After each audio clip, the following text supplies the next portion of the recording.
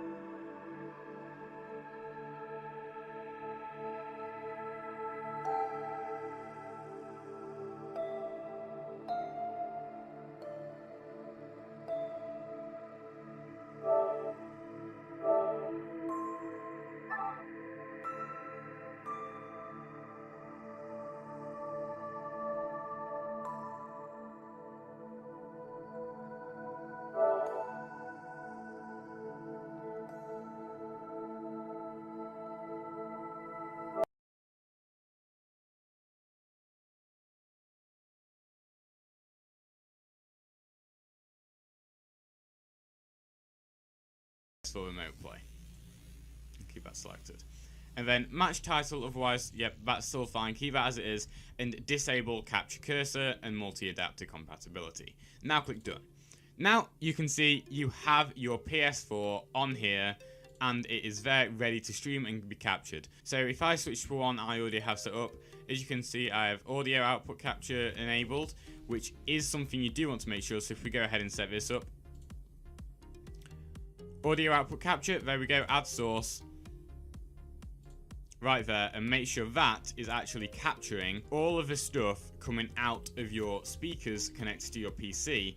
Is Remote Play should actually be making up, as I actually don't. So make sure that is up there. If there's a PS button on that, it should auto.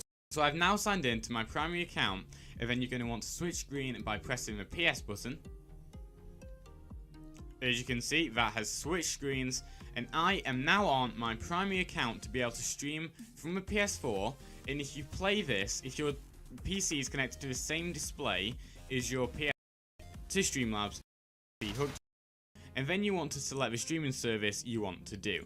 So I'm actually currently streaming to Restream, which is an option that lets you stream to multiple platforms simultaneously. But if you were to stream to YouTube or YouTube Gaming, then simply go to there and then get all the info from YouTube as you normally would do when you're setting up a stream to make sure it is streaming to your account. But I'm just going to keep it on Restream. Then you want to make sure everything in general is set up as it should be, to keep all those same settings. Then go ahead onto output and make sure the encoder is set to either hardware NVENC, or the one that says new. Both of these work extremely well. Basically, these two are using your GPU. If you are on an AMD graphics card, these will appear differently, but the options will be here, so select one of these, as it does tend to perform better than using the CPU, which is a software option. And then now on screen, I'm actually going to flash up what you want to be using in terms of bitrate for the resolution you intend to stream at. But if you go ahead and choose CBR and then change this bitrate to the bitrate that matches your streaming quality on the picture I just displayed on the screen, this will really impact how smooth the stream is, but it also will use a lot of your internet data. So I'm going to keep this at 5000, as that tends to work quite well. And keep it all as this all is max quality. You can always play around with this. And then audio, that doesn't really matter too much, and you can keep it as it is. Video, now this is where you're going to change your output, so make sure you have your common FPS values onto 60 ideally, unless you did choose 30 as a standard option on PS4 Remote Play earlier. And simply choose your scale resolution. This is what your viewer will be seeing, so I do have this on 1920 by 1080. You can of course actually change this to 4K if you do wish to do that, except do note that the PS4 Remote Play is only capturing in 1080p maximum, not at 4K. If you do have any issues at all with this method, then please do leave a comment, as I will respond as soon as I can and hopefully fix that problem for you. If you do want to learn more about PlayStation and stay up to date with all of the PS4 and PS5 news, then please do also consider subscribing, as well as clicking the bell icon so you don't miss another one of my